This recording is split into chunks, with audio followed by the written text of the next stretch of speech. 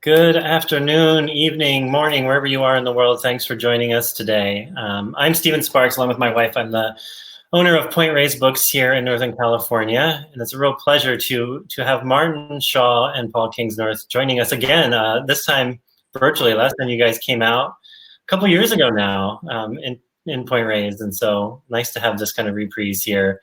I think we all need these kind of gatherings, even if we're not in person, to have the kind of community and spirit that kind of comes across in things like this. So thanks to you both, and thanks to everyone for joining us. And of course, thanks to Emergence Magazine, our neighbors here in Northern California, who are such an important part of our nearby community and our extended community, as I think many people who have joined us today. And of course, the two writers here today who are regular contributors to the magazine. Read all of their pieces in Emergence. I put links in our event profile here of both, and I said, how do I just pick one? You know, I'm going to pepper the chat later on with a few other pieces if you haven't read them all. So with that, I just want to say a couple of things. You know, this is Crowdcast. This is a virtual platform. Like any virtual platform in life, we have some control and mostly no control over what could happen. So if your screen goes blank, if you try to refresh, there's various things you can do. The conversation automatically records. So if you can't stick around for the whole event, come back almost immediately as it's over. The replay will be available. And so you can tune in later. I often do that myself and take notes at that point where I don't have the pressure of monitoring everything. You'll see down below on the screen below, you'll see an Ask a Question button. Please feel free to type in your questions there. Afterwards, after Martin and Shaw read and have a conversation, I'll pop back on and we can have some audience questions answered to both of the guys. Then there's a chat, as everyone says. You're joining us from all over the world. It's really nice to see. I want to mention a couple of upcoming events very briefly. On Monday, November 16th, at this time, 12 noon Pacific Standard Time, we have artist and illustrator Jackie Mars joining us from her studio in Wales. Jackie's just wants to talk about what she's reading, what she's working on, things like that. I think you really enjoy her. I think you can. One of her Swifts is right here over my shoulder. And next Thursday, among all the other events that we have coming up, you can check on our Crowdcast page or on our website. Next Thursday at 7 p.m. Pacific time, we are hosting a panel discussion on the works of the great American writer of the Southwest and beyond, Charles Bowden.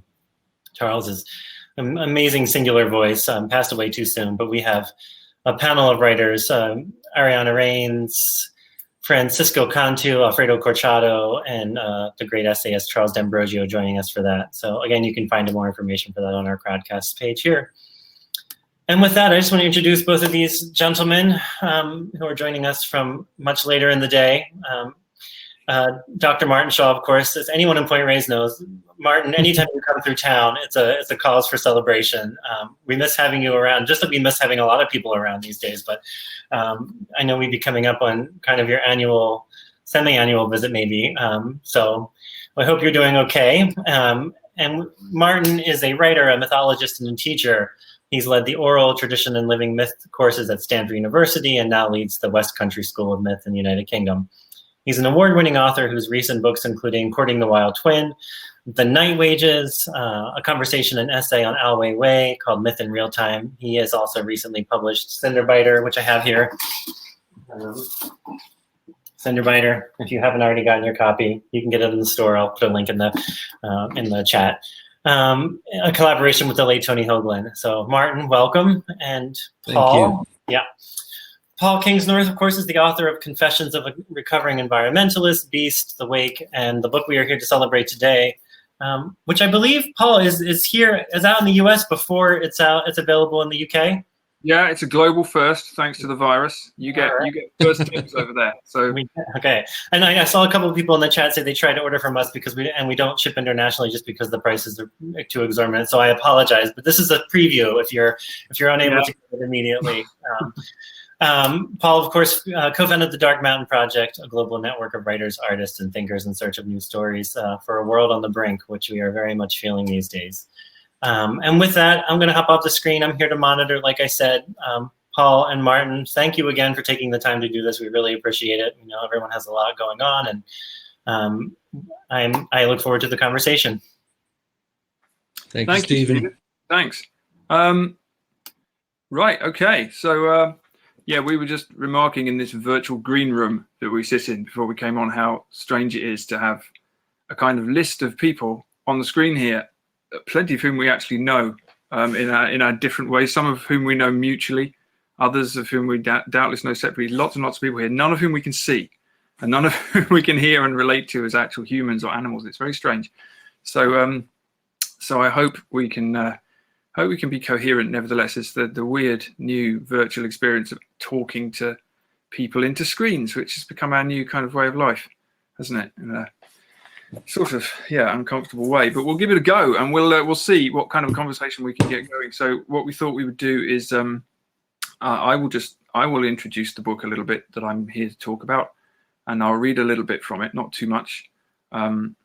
And then I will hand over to Martin, and Martin will, I think, do something that's probably similar with the book he's here to talk about, and then we'll just have a chat, and we'll kind of see how that goes, and take it from there. Really, Martin's got things to ask me, and I've probably got things to ask him, and then we can all see what comes of that afterwards. So, okay, Alexandria.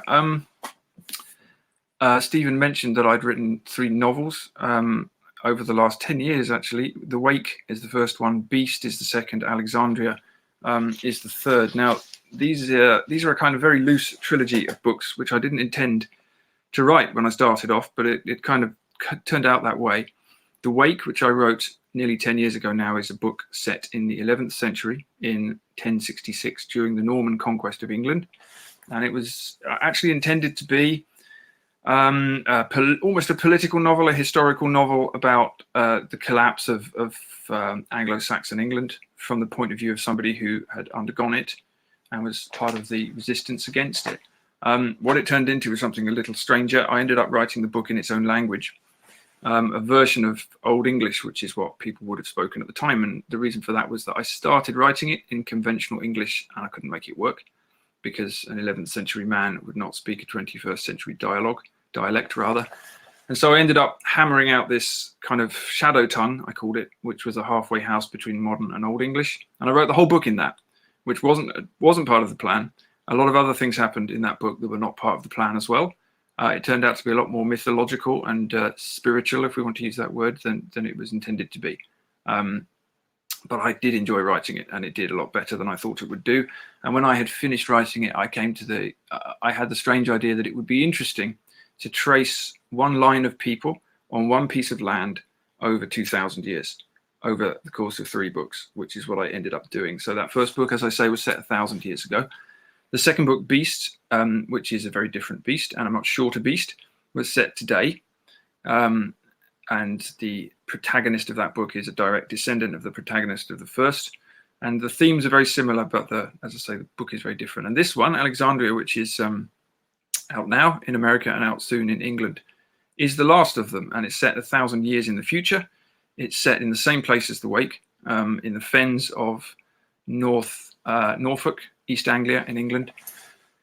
And again, the themes, I suppose, are the same ones, and the themes fundamentally in these books are the relationship between people and place, the relationship between people and the place, and the myths and the stories that come from that place, and the religions or the spiritual frameworks that they build on them, and the relationship between the body and the mind and the earth. So this book, again, I thought what I'd do this time, having written 2 obscure little books, was I'd go mainstream and have a massive hit. So that was my plan. I was going to write this great futuristic sci-fi fantasy thing, which was going to all be about technology and the relationship between the human body and the mind and transhumanism and all the stuff we're talking about now. So I started writing that, and it all went wrong again, like it did with The Wake. And I realized again that I couldn't write it in contemporary English. Why would I? People would not be speaking that in 1,000 years. And so we have a kind of a sort of patois that evolved, a kind of broken down version of contemporary language, at least in some of the book. It's a little bit more ambitious than the other books as well. It's got multiple characters in it and multiple themes. And again, I enjoyed writing it. So whether people enjoy reading it is another question, but I'll read a little bit from it.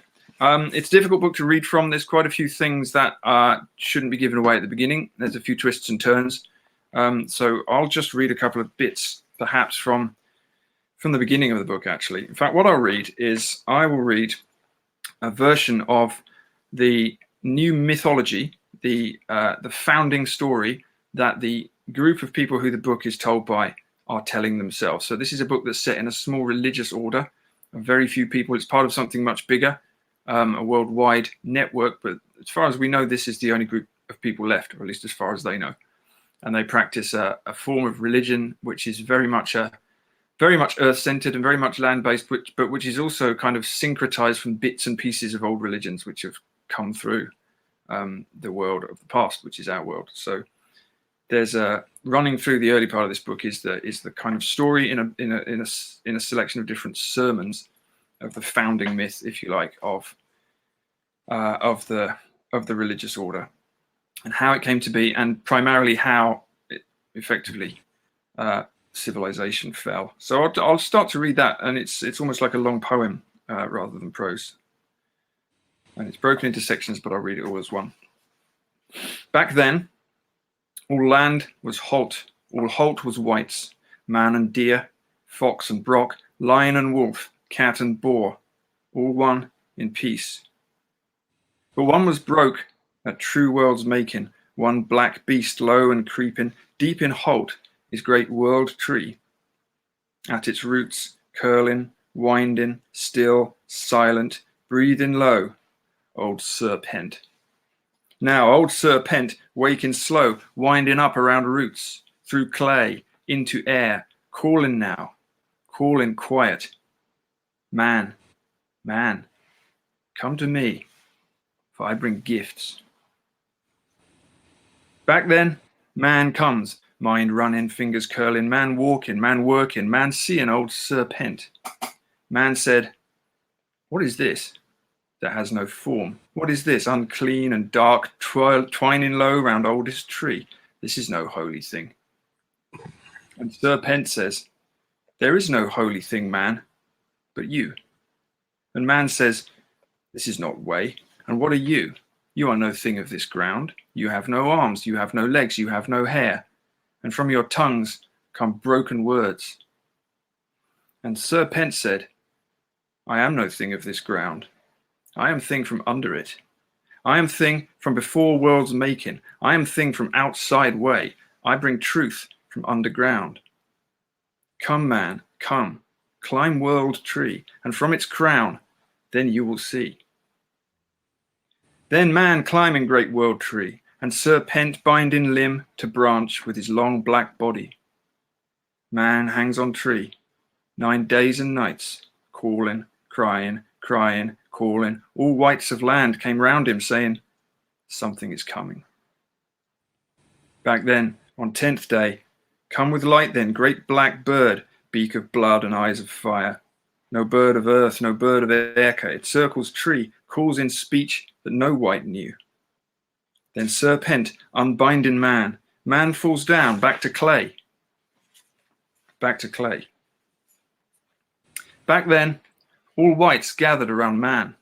Fox nuzzled him, Brock found him food, lion lay in with him, giving him heat. Then man opening his eyes, then man lived. Then man stood on legs tall with new fire in new eyes.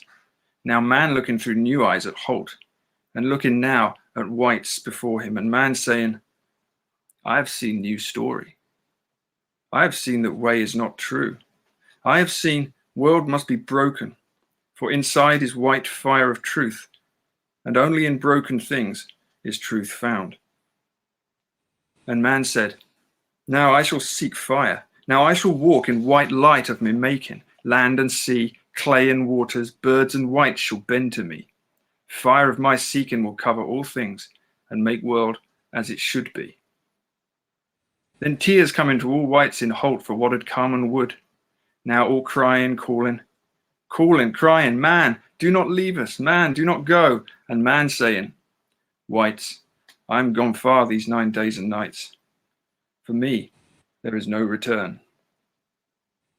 Now old Serpent, curling, winding, tight around roots deep in ground, saying, I have done what you asked.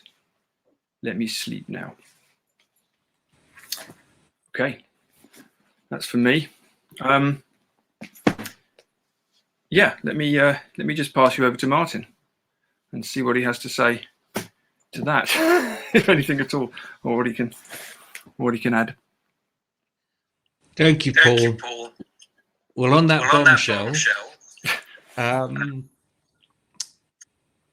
this book, Cinderbiter, I have been cooking with for about 8 or 9 years. As Stephen said in the introduction, I was blessed in my life to have a deep friendship with the American poet Tony Hoagland, who marked me indelibly in all sorts of ways. I really love the guy. And, you know, roughly a decade ago or so, we were on a beach on the Welsh coast after a week of romping in the forests and the hills. And he said to me, he said, you do realize that your storytelling has a kind of poetic bend to it. And would you consider me taking some of the lines that you've written and putting them into stanzas rather than in traditional prose form? And of course, I was flattered and loved this idea. And he took a story from the Hebrides that I tell called Cinderbiter.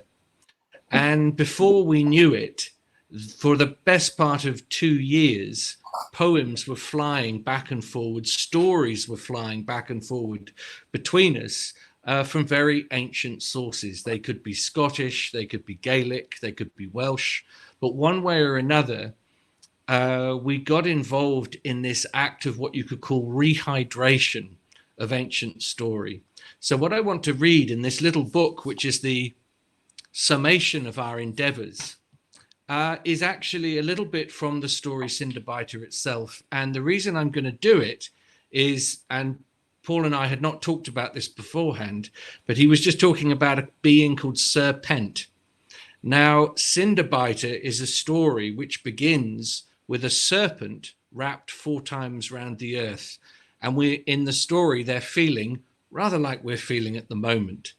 And I want to take us to a farm on a little island where there is a mother and a father who are bent by labor and bent by weather, with most of their sons going out to work with them every day. But the youngest lad is a bit of a dreamer. He's what you'd call a Cinderbiter. And so I will describe every day, everyone else goes out into the snow and into the rain to do their labors. But for some reason, this little lad just lies by the fire and he dreams. And as we're going to see, there's tremendous agency in his dreaming. So the boy sleeps by the fire's embers. So smeared by ash, he seems more magpie than boy. His hair is hedgehog thick with ash. His mind is loosened by the flames incanting. The boy is underground. He is adrift in the poet's dark roots of silence. He is adept at the sea pressures and he's crab firm in the indigo black. And then stories come, squatting like lumps of coal darkly bright in the Viking currents. And it is the green teeth of the sea that flower him with sagas. He befriends the bannocked moon. He is lifted giddily over high desert, 3 years in the twigged circle of a condor. His slow heart sends a drum thump through the tangled combustions of history, rain dancing through time. He is a god torch, flickered on the cave wall, his haunch rich with prophetic ochre, and everywhere the snow falls. So what happens next in the story is it turns out that the king of the island is in terrible trouble. This really is a very ancient story. And the little Cinderbiter sets out to take on the serpent. As he goes, he has to steal 3 things, which is very important, I think, for all young people when you're in the process of becoming a young woman or man. He steals his father's horse, he steals peat embers from an old crone's fire, and he steals the king's boat. He actually tackles the serpent by placing the embers of an old crone in the liver of the dragon. Can you imagine? He actually climbs in with his boat. And what I want to read you now is actually the disintegration of the serpent, because in a way it suddenly becomes a creation myth. You think you're at the very end of things, and suddenly you realize you could be at the beginning. That has a flavor of now about it, I think. So we're almost there. Give me a sec. Here we go. So the serpent, with his embers in the belly, is now starting to disintegrate. The sky is a riot of blue smoke from the worm's nostrils. Flood water from its gob loosens the waves.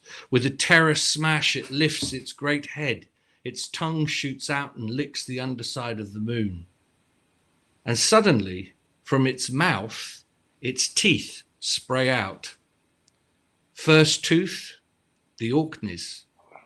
Second tooth, the Shetlands. Third tooth, the Faroes. Iceland it becomes, where the liver falls. Over time, the people gather their senses back. The sky clears, the sun gifted yellow beams. Some great energy has passed very close by, but it has passed. And finally, the young Cinderbiter is brought into the audience of the daughter of the king. And I love these descriptions. There's something very beautiful in them. Then she comes, bright daughter, swan on the pool, hot moon, strong curved, a roving deer under God's stars. Her voice is a voice that makes the beehives golden, dew lick the dark grass, fire spark at the anvil. She has a green cloak, brooch of fine white bronze. Grass does not bend under such a foot. She is her own country. Full-thighed, flower arrayed, she has budded slowly under the fur of a snowy winter. She is red by the yellow candle. She has gathered sticks on the pagan hills. She has swum through 100 acres of whale thought. She knows what stands behind her. She is an owl wife, knowledged. She is strong-minded, kestrel swift as stinging honey, and our scarecrow man is agreeable to her, so different from those salted thugs of court. And there will be conversation for these two, and bright-rimmed goblets, and a walled garden with tall pines. The wedding will last for years. So that's a little bit from Cinderbiter. Those are just my own words. That's just my imagination getting its teeth into the bones of an old story. But as we went, we did work with a lot of anonymous poetry, and also we worked a little bit with one of the great rock stars of Welsh poetry. You will know him as Dafydd ap Gwilym, or some of you will. And you can't get much better than Dafydd ap Gwilym. But that's just a little taste of Cinderbiter. The heartbreak for me was that by the time the book came out, Tony had died. And I'll finish with this little personal story. The book arrived from Graywolf in January, and I was in the middle of a storm in my little cottage on Dartmoor, and there's a banging at the door, and there's a guy on a motorbike just holding a parcel, this tiny little parcel. And I ripped the parcel open, and finally, after all these years of me and Tony dreaming about it, there was our book. So I took the book down to the River Dart, where the place was going berserk, and tried to read these poems as praise poems for Tony. And the river tried to take the book. It fell in the river. I dived into the river. I got the book out. I wasn't prepared to give it up so quick. So that's a little bit of the taste and the flavor of Cinderbiter. And it was one of the great joys of my life to make it with Tony. But talking about collaborations, I want to talk a bit about my friend Paul, who I'm here with now. Now, Paul, you and I met in a place called Lost Withiel. We met in Lost Withiel in Cornwall almost 10 years ago, I think. I didn't know what you looked like, so I was just approaching people randomly in a darkened street. Do you remember that? Oh, yeah, I do remember that, actually. I'd been told I had to go and meet this storyteller. It was quite a medieval story in itself, actually. I was told I had to meet a storyteller from Dartmoor because I needed to get to know him. So we set up a meeting. Yeah, we agreed to meet in Lost Withiel, and we didn't really know what either of the others looked like, actually. So I was walking down the street. It's a very steep street, I seem to remember. And I'm walking down this hill, and there's a pub on one side, and there's a man walking up the hill towards me, this great figure with a beard, and he raises a hand and he points at me. And he says, "Is it you?" It's a good question. And I still don't really know how to answer it, actually. And yeah, so it was me and it was him. And Martin and I have done quite a lot of work since, and he's so intimidated by that fact that he's disappeared, as we can see here, but hopefully he'll be back in a moment. But he's back. Well, I can hear you, but I can't see you. Yeah, I'm set. Well, I think these things might be ironed out when people see a recording of it. So even if I disappear in the short term, don't so worry anyway, too much that about was 10 years ago. We've done a lot of teaching together since then. A lot of talking together, a lot of learning from each other, hopefully. But there's a curious kind of crossover in our writing, I think, even though it's very different. The themes in terms of the stories and the myths. And I mean, interestingly, you just heard it there. I thought that the two origin stories, which come together, one 1,000 years in the future and one 1,000 years in the past or more. It's just a very interesting. There's a lot to be drawn from old stories, and I've found in my writing that the old stories come out whether you want them to or not, even when you're writing 1,000 years in the future. Certainly, that's what I found with this book, anyway. On the theme of this book, you know, when we sat in the pub together in Lost Withiel, you said, "I'm writing a book in a made-up language." That was exactly what you said. And I remember saying to you, you know, good luck with that. And what a wonderful harvest, an extraordinary harvest it's been. And there's a whole bunch of things I'd like to ask you about that. I'd like to know, how do you feel on the completion of 3 books, really a decade's work? But for me, I suppose, as a reader of you, but also as your friend, as soon as I read the language in the wake, that is not like your journalistic books. It's not like your books where you're pushing against, you know, whatever was your, you know, concern at the time. Not ornamentally, at least. I always felt like you were actually having a kind of, you'd broken open language to have a conversation with yourself or your soul as much as the general public.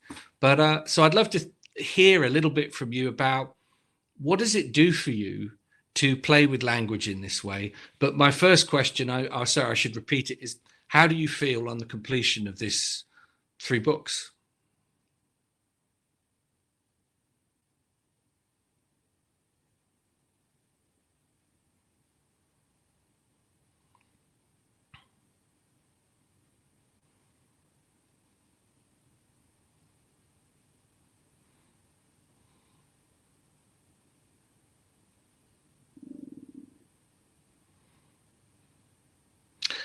Has Paul disappeared? Am I still here? If you can still see me, please write something in the little box. Paul has dropped out. Okay. Okay, so people, okay, well, bless you. You can still see me. If you were here with me right now, I would go over there and get out my bottles of Lagavulin until Paul decided to return. If you can hear me, I'm back. He's back. I'm back. Man, what happened? I heard the comment about the Lagavulin. I have no idea what happened. It's the glories of technology. It's the glitches. All right. But I heard your question. I heard your question, actually. I heard you, but I wasn't here. But now I am back. Okay. Yeah, so how do I feel about it? Yeah, it's funny, actually. It really does feel like the end of an era. I feel like I've written a certain... I feel like I've completed a story cycle. It's very curious. I feel a bit regretful about it because it's taken, as I said, it's taken up 10 years of my life.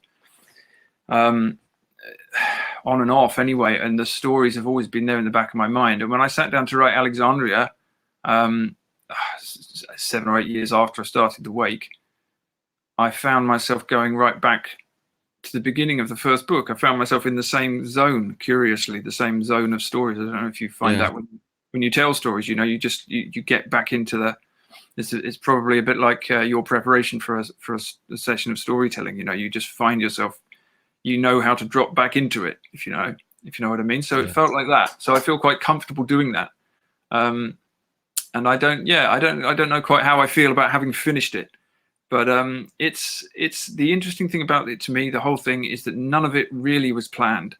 Like you said, I didn't intend to really write the book in its own language to start with. The trilogy idea came to me after the first book came out. It's been slightly by the seat of my pants, actually, which is why it's been interesting. I think if I'd sat down and planned a mythological trilogy or something, it wouldn't have worked somehow. You have to let the energies come in and toy with you, don't you? But you know all about that. Did you? One of the things that I've been really interested in is how usefully lost I got in reading it. And I do stress the word usefully. I do. And I wanted to ask you about your relationship to plot, because I'm very interested in that as a storyteller, when it's important, when it actually feels so strategic, it makes a reader self-conscious. How did you write this? How did it begin? It's an interesting question. I mean, I said at the beginning that I was trying to go mainstream and I was being a bit glib, but I was also telling the truth. I did want this to be a fairly accessible book. And the initial notion came to me, and I can't quite tell you what the initial notion was because it would give away where the book goes. But the central conceit of the book came to me, and I thought, okay, that could be good. That could be interesting. I already knew that the final book had to be set where the first book had been set, in the same place 2,000 years later, in a place which actually in 1,000 years is very much closer to what it was 1,000 years ago than to what it is now. So yeah, I knew what I wanted to do with it. I spent actually a long time on the plot. I spent a long time tightly plotting it. Funnily enough, I had ideas, and then I had new ideas, and I had enormous bits of paper on my wall covered in plot details. And but what happens to me, the same thing happened with this book as happened in the first book, which is that I knew what the story was, I knew what the plot was, but the story, even though it's all still there, and it is my most tightly plotted book, which isn't saying much, it does tell a story, but the narrative gets hijacked by the voices, and it gets hijacked by the images all the time. In the first book, the story got hijacked by the old gods, the old Anglo-Saxon gods of England, who were not supposed to be in the book when I sat down to write it to start with. It wasn't my intention to write a pagan book. It wasn't the plan, but they turned up. And in this book, I knew that there was going to be a kind of earth-centered religion that was quite fragmentary and based on the stories of the past. But I didn't know to what degree there was going to be communication between humans and the rest of nature, the earth speaking. All of the books I've written actually have had at their heart a sentient landscape. The earth is always alive, and not in a metaphorical sense. It's always alive and it's always speaking. And the people who know how to listen are the people who drive the stories. And it's not always healthy for them that they know how to listen either. What the earth has to say to them isn't always necessarily what they want to hear. But that's the central strand on which the whole thing's, the pole around which the whole thing circles, if you like. So it's as if those voices come kind of roaring out and grab hold of me and take me down all sorts of little avenues. And I do come back to the plot eventually. We get there. But as you say, I feel sometimes writing it's a little bit like listening to one of your stories or listening to any old story. Actually, the images can be so powerful, and in the end it's the images that stick with you as much as the tale in some ways, and they're the bits that kind of burn into you. Yes, I think in oral storytelling, if too much craft is immediately visible in the storyteller, I stop trusting them very quick. Really great storytelling, most of the time you've got to hide your chops. Because as soon as there's too much artifice in it, which is what we tend to cram our books with and cram our storytelling with at first, it becomes a kind of artifice when really I just want to see someone trying to tell the truth. And that's why the books are moving to me, because I know you and I know what your personal concerns are. and you do an incredibly elegant job of not just writing books about this is what I'm bothered about, but you elevate it into this otherly strange place that thousands of other people can join you in. And that's a really rare thing to be able to do. It's fantastic. I realized it's something you'd mentioned to me before was the phrase science fiction. And I realized it was a science fiction book towards you. I don't want to give anything away, but you start to change the syntax as certain characters arrive. And I realized that for the last third of the book, I felt incredibly lightheaded. And I thought, this is odd. I remember this feeling in me. I remember it was, to some of us out there, it's like when people talk about chakras, it's like little energetic points in my imagination have opened up at different stages of the book. And suddenly I realized that you were inhabiting a place that I remembered from reading. When I was a child, I read a book called That Hideous Strength by C.S. Lewis. Yeah. And there was this strange pagan world, but all broiled up with something in the future too. Did you look at many? Were you thinking about other writers at the time, or did you just put everything to the side? I try not to do that, actually. I try not to be too influenced. I take advice from Alan Garner, the English storyteller and writer. He refuses to read any contemporary novels at all, apparently, to such a degree that when his daughter wrote a novel and gave it to him as a present, he didn't read it, which taking your principles quite far. But I don't. I try not to. That might be good as a writer, but it's horrible as a father. Yeah, exactly. So that's I don't intend to follow that one. But it's I think it's quite important not to do that in a way. I mean, I've read, like you, I've read a lot of sci-fi and fantasy and all sorts over my life, but I didn't sit down with any fiction and think, can I take something from this, or should this influence me? I think what I did do is read a lot of poetry, listen to a lot of stories, tell some stories, and read a fair bit of non-fiction. Actually, I tend to find that the non-fiction in some ways influences my novels more than the fiction. Oh no. Are you still there, Martin? Yeah, I am. It's breaking up a bit, but keep going. Yeah, no, I mean, it's okay. It's actually a question of style and a question of influence as much as anything. I think we're all quite impressionable. I certainly am. And certainly when it comes to style, I think it's very easy for a writer to be impressionable. And so if you're reading a lot of other writers, especially if they're writing on similar themes, firstly, you can read something and think, oh, they've done that, I better not do it. I can't do that. I'll have to do something else. Or alternatively, you just get influenced by the style. You get pushed into a certain place. So I try not to, actually. There's no, I mean, other people spot your influences when you're a writer, which is interesting. You write something and somebody will say, oh, it's just like this book here. And you'll think, oh, I didn't realize that. In fact, when Beast came out, it got a review in the Times. I think the literary editor of the Times, and he really hated it. He didn't understand it at all. He said, what's this?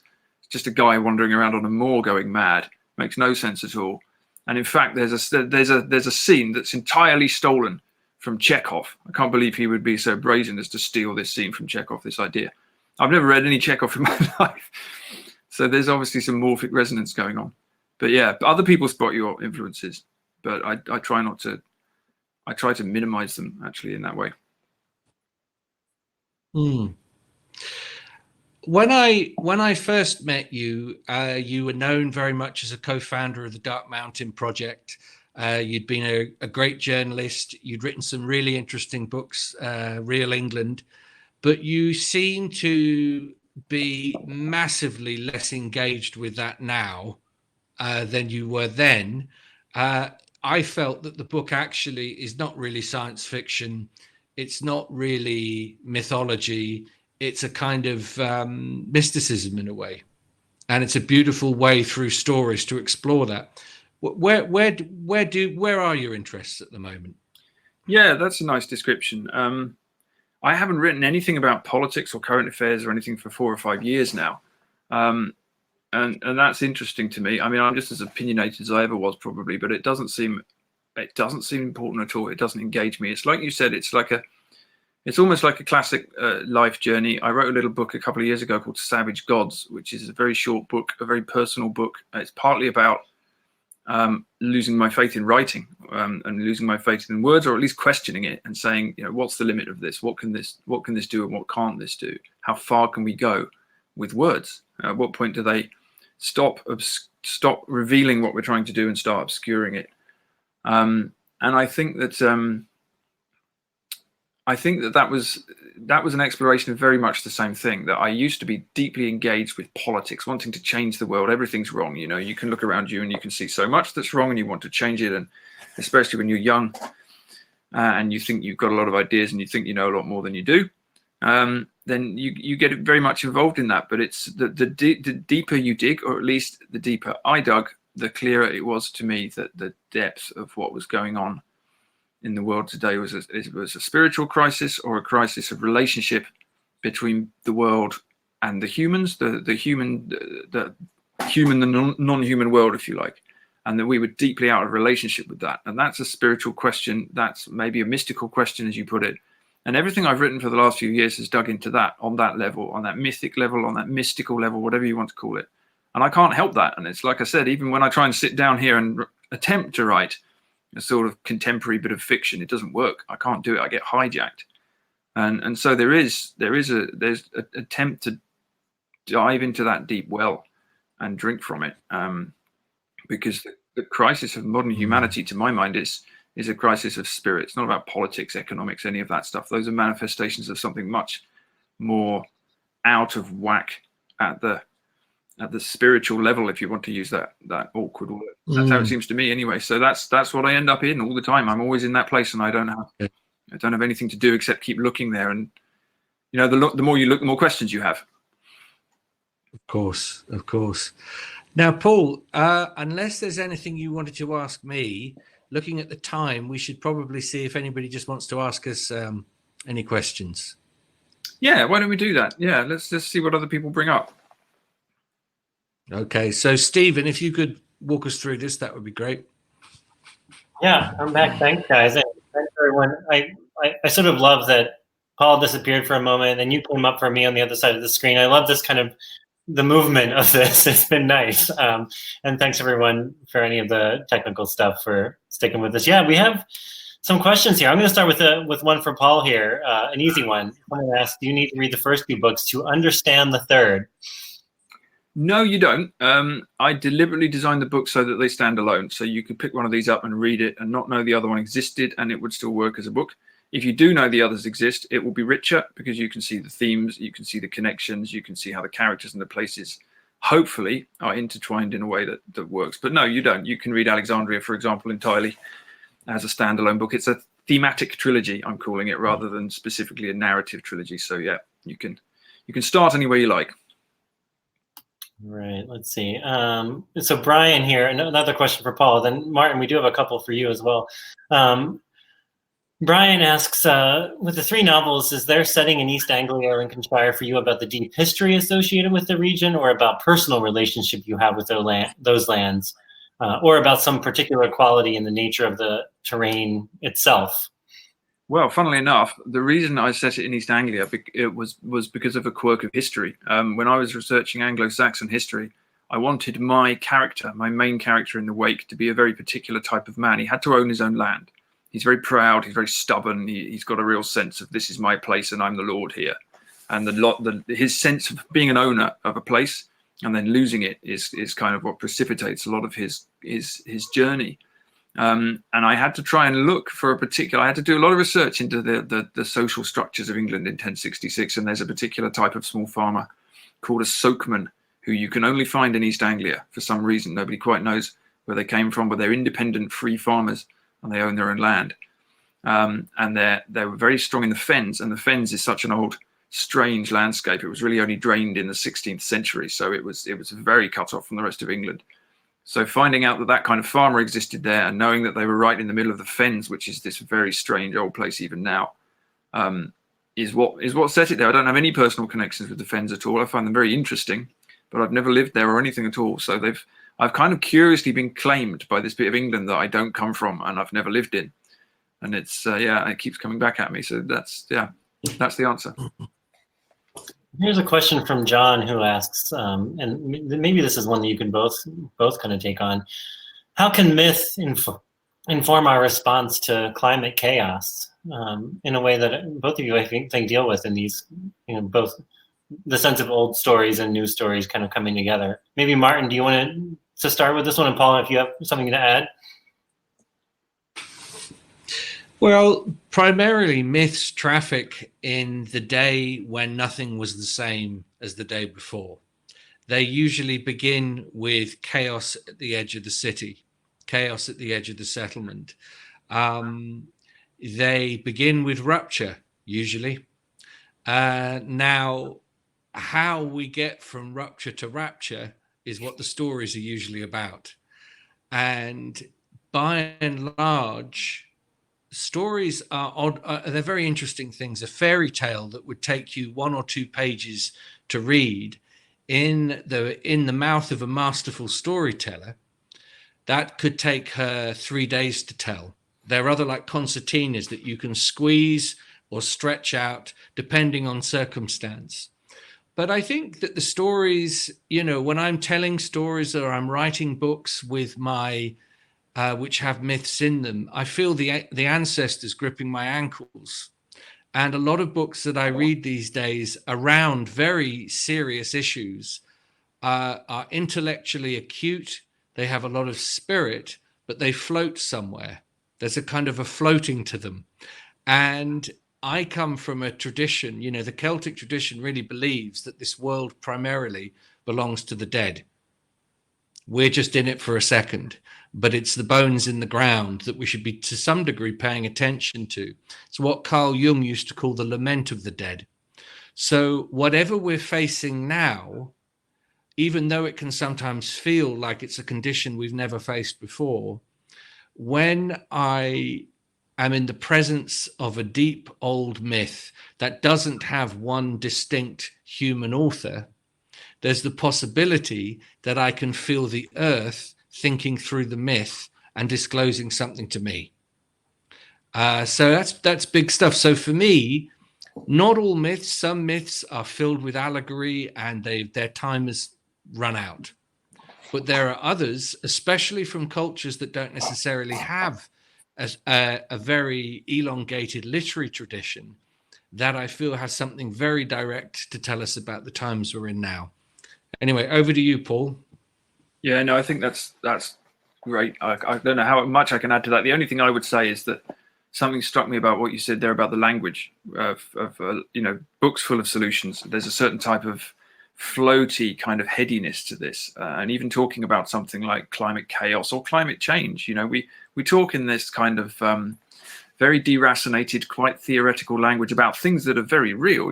Climate change is very real and it's coming in on us and it can't be stopped at this point. So we're going to have to deal with it. But we talk about it as if it were a purely scientific phenomena and if it's a problem with a solution, as if it were a maths puzzle. And actually it's about the living earth. It's about our relationship with it. As I say, I think it's a spiritual crisis we're going through. And the answers to that, which aren't going to solve the problem and somehow make everything okay, are answers that have to come from story, and they have to come from that level of engagement. They can't come from purely rational argument or there's a reason why scientists have been telling us for 30 years what the facts are about climate change, and it's been getting increasingly terrifying, and we just haven't really engaged with it at all. And it's not just because of politics and capitalism, although it's certainly part of that. It's also because there's part of us that don't hear this. It's very interesting to me. When we started the Dark Mountain project, the central claim of that was that the writers weren't really engaging with this crisis, whatever it is that we're in, as if it was serious. We were just sort of behaving as if it were a problem that would go away or that we could solve. And it became clear the more we delved into that this is a crisis of stories. It's the stories we tell ourselves and the stories we don't tell ourselves. And when we started Dark Mountain, there was a claim in our manifesto that, something that a lot of people say now, actually, what we need is new stories. You hear that a lot, don't you? We need new stories, and maybe we do, but actually one of the things I learned from Martin actually is that the stories are already there. What we need is not necessarily new stories that we cleverly make up and put into books, but access to the old ones, which come from the earth and come from ancestors and actually just come from our souls, the kind of stuff that seems to well up when I write these books. That stuff is there. So there's something that's been around for a long time that the earth can teach us if we work out how to listen again, I think. I know that sounds very mystical, but I happen to think it's true. And once we start to engage on that level, which is much harder for people like us, or people like me anyway, intellectual Western people, once we start to engage on that level, something else starts happening. You know, things shift in a way that we didn't expect. And I suppose that's what has been going on with me. But I really think that that's the stuff we need to start digging into now. Which is why we need people like Martin, actually, because he's one of the premier people who can do it. And there aren't that many. Agreed. So here's a kind of a craft question that sort of ties into this, what you're just talking about. This is from Farasha. I hope I'm pronouncing that correctly. And she says, Paul, how much, if at all, has your use of invented language been meant to slow your readers down and ultimately inspire a change in consciousness? And is there any hope for modern Western readers to jump out of their binary modes of thinking into something else, where both yes and no can be true, such as it was for the ancient Egyptians? Great question. That's a very interesting question, isn't it? The answer is that I did not consciously intend to do that because I'm not clever enough. But it is what happened. And it's what a lot of my readers tell me. There's a reaction that people have, particularly to the Wake, where they open it up and they look at the first page and they think, ye gods, what is this? The whole thing's in a weird language. Then they flick through it, realize the whole book is in that language. At that point, they either sort of cartwheel the book over the room and give up, or they get into it and they think, okay, I'm going to grind through. And something happens between about page 6 and page 30, and I keep hearing this from readers, that they suddenly shift and they drop down into another world. They drop down into the world of the book when the language becomes second nature. And some of them, when they come out of the other end again, find modern English to be very strange and very curiously one-dimensional. And that wasn't, as I say, it's not something I intended to do, but it's what happened as a result of me stripping away a lot of modern words. Because what I did to invent this language with the Wake is I literally just took out as many modern English words as I could. And I tried to write a book, the vocabulary of which was composed only of words that would have existed 1,000 years ago. Now, I didn't quite complete that. I couldn't quite manage it. And I couldn't write it in Old English. I had to write it in a sort of bastardized version. But it's a halfway house. And what you end up with actually is a language which is much more stripped down and much simpler, imposes a lot of limits on me as a writer. And when you have limits imposed on you, you become a lot more creative. Limits are what make things interesting, you know. Modern English can do almost anything, but at some point, it's now so globalized, if you like, that it doesn't touch us. So it wasn't intended, but it is what happened actually, and it is. You can do that with language. You can take it back to its bare bones, and it will then drop you into a world where everything seems different. And this is what language is. With the words we use. The way we use them control and create the way we see the world. So if we're all talking over the internet in modern English, you know, we've got a very limited version of the world. It's one perspective, but it's not anything more than that. There's no kind of depth to it at all. So yeah, that was the unintended consequence of what I ended up doing. And I think that was what took me down a lot of the roads I've been on since.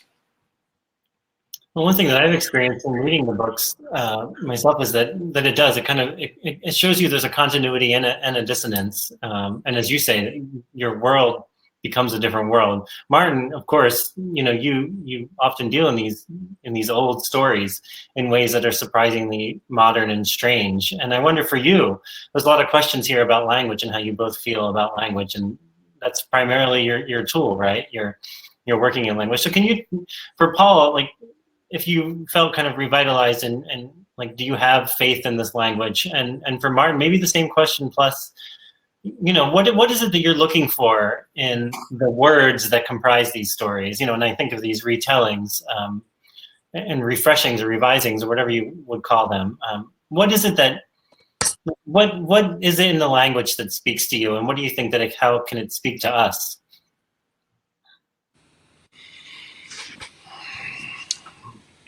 What you find all over the world is a very old belief in this notion that you and I and everybody listening has a soul. And a lot of ancient cultures worth their salt believe that the only really engaging communication that you could have with your soul was through stories and images within stories. So you had to give it a nutrient-rich diet. So it's less for me to do with particular words, although there are certain words that I love, like the word glee. I like the word glee or bandit. But it's to do with certain words have occult properties to them. And when I say occult, I don't mean like black magic. I mean, they have secret things within them. There's almost spells contained hidden within words. And when I am working with a story with a group of people, when I'm writing a book, I've written, I think, 12 books now. I write more than I do storytelling these days. I'm looking for actually, to be honest with you, I trust the animal that I am, and I see how I am responding to something. If it feels true and difficult to me and urgent, then I trust at this point that to some other people, rather like echolocation between animals, actually, that's a good idea. Certain phrases, certain stories are like echolocations that move out into the darkness of our times and bang into other warm mammals. And sometimes they give us a very sophisticated form of hope. I've been thinking a lot, as I'm sure we all have in the last 8 months, about infections, things that travel by air, pandemics. And I've been thinking, well, why can't we have a pandemic of beauty? Why can't we counter this with this mass case of introversion that has had to go on through this? If we see it through an initiatory lens, which is what I'm trained to do, really, there will be a response to this. There's always a response to it. And it should be, powerful, dramatic, and beautiful. So figure out what your echolocation is and start sending it out. That's great. And Paul, and for you, do you feel you've spoken of various crises and things, and you're still writing? One of the questions here is, do you have faith in journalism? But even beyond that, what faith do you have in language? Do you believe that it can transform? I'm not sure that even journalists have faith in journalism anymore, do they? I'm pretty sure that's one of our problems. No, I mean, I haven't considered myself a journalist for a long time, or any kind of reporter or anything like that. Yeah, what faith do I have in language? I mean, I haven't actually written anything for a year or so since I wrote my book, Savage Gods. And that was clearly an initiatory experience that I was going through as well. And I was being challenged to ask myself exactly what is language for? What are we trying to do here? I mean, I've written 10 books. What am I trying to do? Well, I mean, many of those books have had very specific aims, especially the early ones. They were quite political. They were activist books. They had a particular aim. In novels, I'm trying to tell a story. I'm trying to do certain things with it. But beyond a certain point, language is, in Buddhist terms, it's a finger pointing at the moon. That's what language is. It's a great image, that. It's not the moon. You don't confuse the words with the thing that the words are pointing at. They perform a purpose. So what are they pointing at? And how are they pointing at them? What kind of language are you using? Because some language, as Martin's just said much more elegantly than I could, it's just completely inadequate for the task. And I think a lot of the language we use to talk about the so-called environment and the so-called crisis that we're going through in the moment is inadequate for the task, because it's political, because it's dead, because it's rational, because it operates on a certain level of the mind. That's all fine for doing certain things, but not when you've got something as enormous as our kind of weird disconnection going on. There's another whole level of language. And actually, I think Martin's spot on here when he talks about this wonderful image of echolocation. The language we use has to come from somewhere else, because the stories we tell have to come from somewhere else. And all writers need to know that if you're telling a true story, I'm going to be mystical again, so there. If you're telling a true story, it's not coming from you. It's coming through you. It's coming from somewhere else. It's coming from the earth, it's coming from God, or it's coming from whatever it is. You don't know where it's coming from. But you're a vessel for that in some way, and you have to use your art for that. And when you're writing, and I think probably when you're telling a story as well, although Martin would know about that, you know when that's happening. Actually, you know when it's happening. You know when what is going on is not just coming from your small ego, but is coming from something behind you. And that, I think, that's the stuff that interests me now. Actually, it's not finding an answer to a problem or, you know, waving a banner or anything like that. Because I don't want to say what anyone else should be doing, but that's just not. I'm actually not able to do that anymore, even if I try. I seem to be incapable of it now. So this is the stuff I'm interested in. It's just this diving into exactly what Martin's talking about there. Where's that echo coming from, and how can I hear it? That's the big question. Well, there are several more questions here, and we probably have time for just one more that I think maybe will kind of speaks to this a little bit. As I'm sitting here in Northern California, and we're expecting and hoping for our first rain of the season after, you know, what was a terrible fire season. Terrible is an inadequate word for it. But Ali asks, of both of you, what is something that the earth is teaching you lately? Well, yeah, it's been teaching me to shut up, actually, which is very good for me because I'm one of these people who just like to talk and spent a lot of my life talking. And it's actually teaching me to listen, and it's teaching me to be small as well. And those are both things I don't want to do, actually, at one level. Another level I do. At one level I don't. I don't want to be small, and I don't want to listen. I want to be big, and I want to talk. And that's that's where we are. I think maybe as a culture, but certainly for me anyway. Yeah, it's trying to teach me to just slow down and listen and pay attention, because maybe I'm listening for that echo, and I don't know quite what form that will come in. If it comes, if and when I write something else, I have a feeling it will be quite different from anything I've done before. I've been through certain breaks in my writing life where my style and my concerns have changed quite a lot, and I'm probably going to have another one of them. But honestly, at the moment, I don't know whether I'm going to write anything else. Certainly not for a long time. I don't know. I've really no idea. But yeah, being still and paying attention is I think what I'm painfully being taught, which is good for me.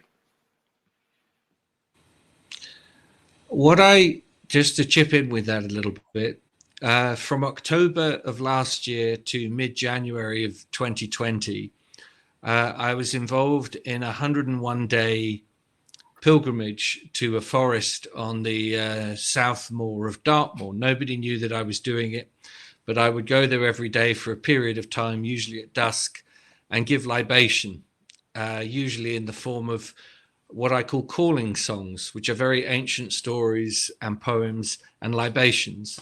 And then I would just sit, and I would sit, and I would sit, and I would sit, and I would listen. And the predominant ceremonial information I learned in those 101 visits, which, trust me, are a lot, I learned about fidelity. It wasn't anything glamorous. It wasn't to do with ecstatic visioning. It was to do with showing up and continuing to show up. Showing up past a point where how you feel about it has any influence. Because trust me, once you've done this 25 times or 26 times, you feel you've peaked. But it's not about you peaking. You're not doing this in a time where I hear everybody talking about the earth. I want to hear what the earth has to say itself. And so a lot of what I learned really was just sitting, being quiet. Now, I fully expected and was prepared for that long drawn out encounter to be an appropriate derailment into grief. What I did not expect was how utterly joyful it was, and how much good news got whispered into my ear. So I have to say something very uncomfortable, very unfashionable at the moment to everyone listening, and it's this: take courage. We ain't done. We ain't done. Take courage, but you've got to stand up with your red bead language. You've got to proceed into this world as if you matter. And if occasionally people think you have hubris, who cares? Just get on with it. As Rumi says, be like Noah and build your boat, because it makes no difference what your neighbors think of you. What an appropriate ending point for this conversation, I think. Gentlemen, thank you both. I mean, for taking the time and for you can just look in the chat here and you see, I think you really struck a chord with so many of us. I certainly feel that right now, both in your work and through this conversation. I feel honored and grateful to have been able to bring this together today along with Graywolf Press and Emergence Magazine. So thank you both. Have a good evening. I have a toddler to get up from a nap just about now, so that's where I'm heading. Good and luck. that's where my courage is coming from, I think. Yeah. I hope at some point in the future we see you again in live and in flesh in Point Reyes or elsewhere in the world. Thank you again, everyone, for tuning in. And yeah, thank you very much. It's been great. Lovely to meet you. Take care.